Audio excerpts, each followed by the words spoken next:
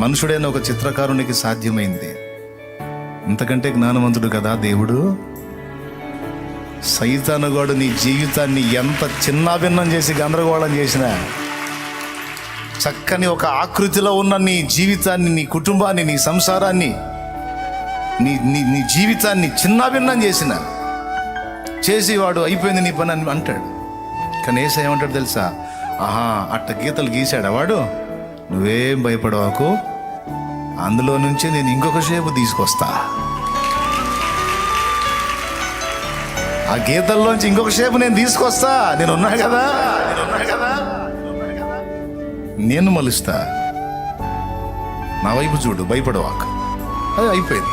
ఆ పిచ్చి గీతలే ఒక జలపాతం లాగా మార్చి పడేసిన చిత్రకారుని వల్లే పిచ్చి గీతల్లాగా అయిపోయిన మన బ్రతుకుని ఒక ఆకృతిలోనికి దేవుడు తేలేడంటారా?